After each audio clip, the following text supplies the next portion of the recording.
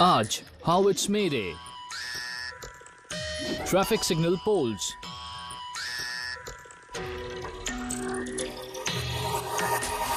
Coffee filters.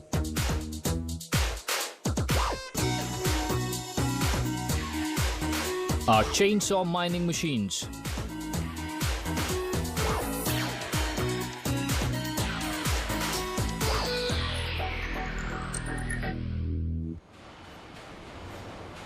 Traffic signal পোলসগুলোর road signs, street lights এবং of course traffic signal এসবের পক্ষে যথেষ্টভাবে শক্ত হওয়া চাই।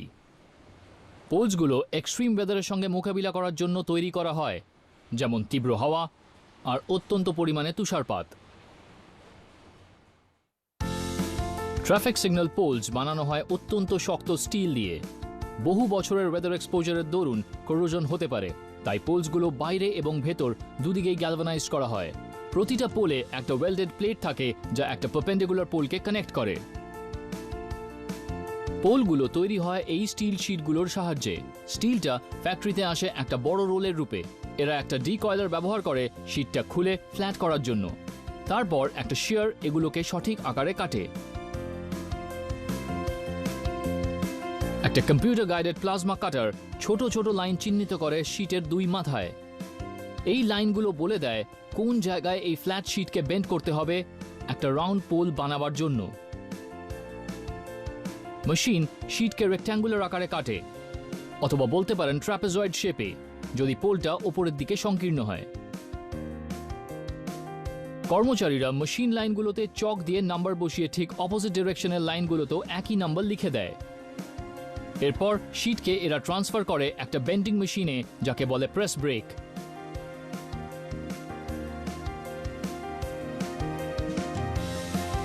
প্রেস ব্রেক চিহ্নিত লাইনগুলোর ওপরে একটা প্রি প্রোগ্রামড অ্যাঙ্গেলে শিটকে বেন্ড করে।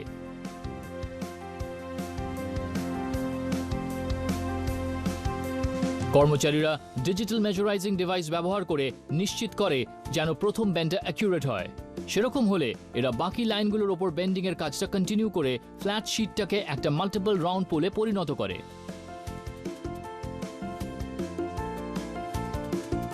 এবার পোলগুলো চলে যায় একটা ওয়েল্ডিং স্টেশনে, যেখানে হাইড্রোলিক রোলার দুদিক থেকে প্রেসার অ্যাপ্লাই করে।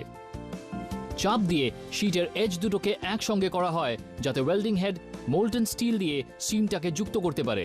একই সময় হেড ফ্লাক্স নামক একটা গ্র্যানুলার পাউডার ডিপোজিট করে, যা হাওয়াকে ওয়েল্ডের ভেতরে পেনিট্রেট করতে আর দুর্বল বানাতে দেয় না।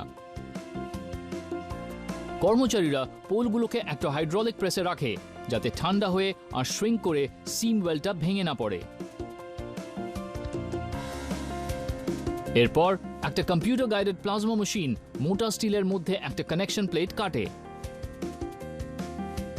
মেশিনটা হাই স্ট্রেংথ বোল্টের জন্য কয়েকটা ছিদ্র ড্রিল করে, প্লেটকে ট্রাফিক সিগন্যাল পোলের সঙ্গে অ্যাটাচ করার জন্য।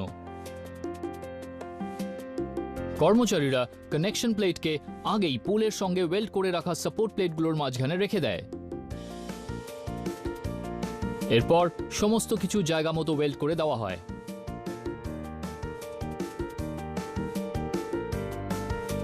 তারপর কর্মীরা পোলের নিচের দিকে একটা বেস প্লেট ওয়েল্ড করে। এটাতে ছিদ্র রয়েছে অ্যাঙ্কার প্লেটের জন্য, যা ট্রাফিক সিগন্যালকে রাস্তার সঙ্গে সিকিউর করতে ব্যবহার হয়। কর্মচারীরা ওয়েল্ডগুলো পরীক্ষা করে একটা টেস্টিং ডিভাইস দিয়ে। এটা ইলেকট্রিক কারেন্ট ব্যবহার করে চুম্বকীয় শক্তি দিয়ে ডিফেক্টিভ জায়গাগুলোতে রঙিন পাউডার আকর্ষণ করে। ফ্যাক্টরি এই ফিনিশ পোলগুলোকে একটা গ্যালভানাইজিং প্লান্টে পাঠিয়ে দেয়, যেখানে এগুলো ওয়াশ ট্যাঙ্কের একটা ক্রমে ডুবানো হয়। সম্পূর্ণ পোলকে একেবারে ডুবিয়ে নেবার পক্ষে কারখানার ট্যাঙ্কগুলো যথেষ্ট গভীর, তাই এভাবে এরা ভেতর এবং বাইরের সারফেসকে একসঙ্গে ট্রিট করতে পারে। এবার পোলগুলোকে সালফিউরিক অ্যাসিডে ডুবিয়ে দেওয়া হয়। এর সাহায্যে বেশি পরিমাণে জেদি কন্টামিনেন্টসগুলো ডিসলভ হয়ে যায়, যা সাধারণ ধোঁয়ায় হয় না। পরের ট্যাঙ্কে যে কেমিক্যালটা রয়েছে সেটা পোলের সারফেসকে দুর্বল করে দেয়। এর দরুন গ্যালভানাইজড মেটাল স্টিলের সারফেসের ওপর জমে না গিয়ে পেনিট্রেট করে যেতে পারে। ফাইনাল ট্যাঙ্কে রয়েছে মোল্টেন জিঙ্ক।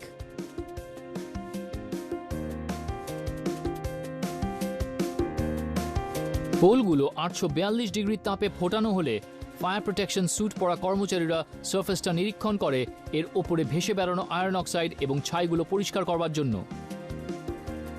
এর সাহায্যে সদ্য গ্যালভানাইজড করা সার্ফেসটা পরিষ্কার হয়ে যায়, যা ইতোমধ্যে ট্যাঙ্ক থেকে বের করে ঠান্ডা করবার জন্য রেখে দেওয়া হয়েছে।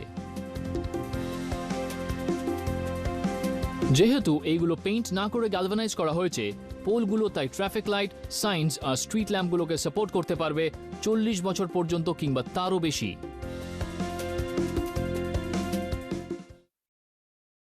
1908 সালে একজন জার্মান হাউসওয়াইফ নিজের কফির তেতো স্বাদের সেডিমেন্টগুলো থেকে মুক্ত পাওয়ার একটা সমাধান খুঁজে বের করে। সে একটা পটে নেইল হোলস করে সেগুলো ব্লটিং পেপার দিয়ে ঢেকে দেয়। তারপর সে গুঁড়ো কফি একটা পেপারে রেখে পটে গরম জল ভরে দেয়। জিনিসটা এতটাই কার্যকর হয় যে সে নিজের এই কফি ফিল্টারগুলো সারা বিশ্বে বিক্রি করতে আরম্ভ করে দেয়। এই কফি ফিল্টারগুলো